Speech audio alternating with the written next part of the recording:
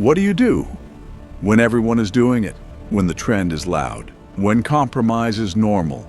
When standing alone feels like social suicide? What do you do when saying no might cost you your opportunity, your promotion, your friends, your platform? This is not just an ancient story. This is about you. This is about a young man who lived in a culture that did not share his beliefs, a system that tried to reprogram him, rename him, reshape him, but he refused to fold. His name was Daniel.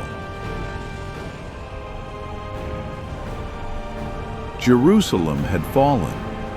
An empire called Babylon invaded, conquered, and took the best of the young minds into exile. Smart, educated, promising. Among them was a teenager named Daniel. He didn't choose this. He didn't apply for Babylon. He didn't relocate for opportunity. He was taken. Babylon's strategy wasn't just military, it was cultural. They changed their education, they changed their language, they changed their environment, and then they changed their names. Daniel, whose name meant God is my judge, was renamed Belteshazzar, a name tied to Babylonian gods. Because culture knows something powerful. If I can rename you, I can redefine you. And Gen Z, hear me clearly. Our generation is also being renamed. You're not disciplined. You're boring. You're not modest. You're insecure. You're not convicted. You're judgmental. You're not patient. You're missing out. Babylon always starts with identity.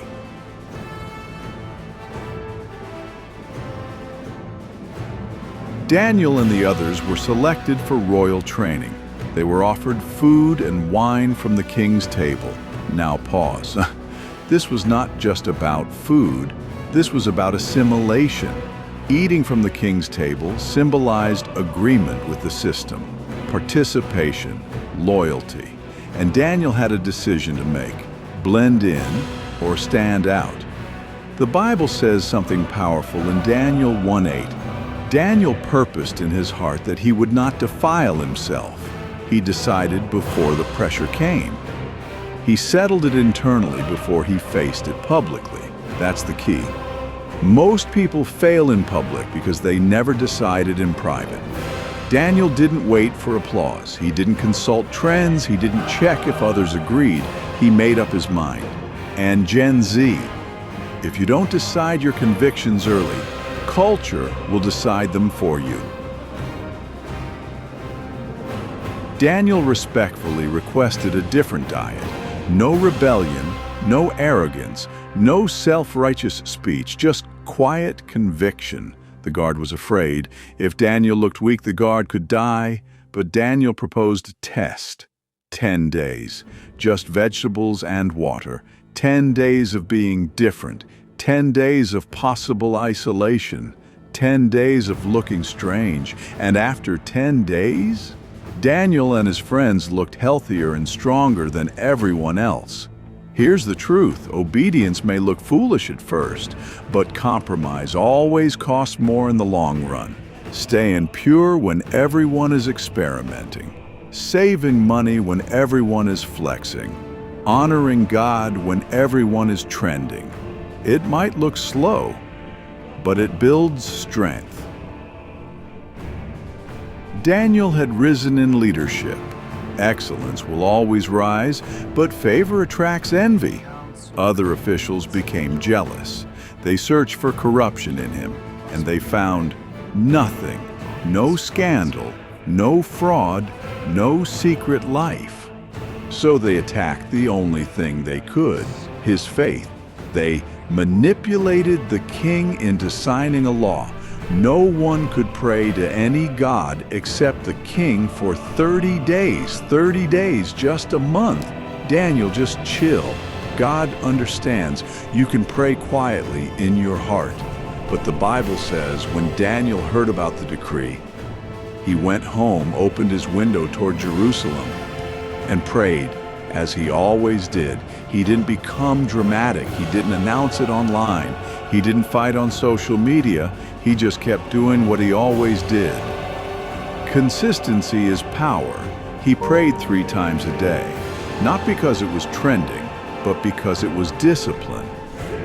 And they arrested him, thrown into a den of lions, because of prayer. Let that sink in.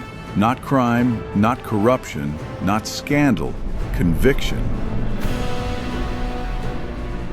Dark, cold stone, the sound of breathing predators. The king couldn't sleep. The empire waited for news, but heaven was already moving. God shut the mouths of the lions.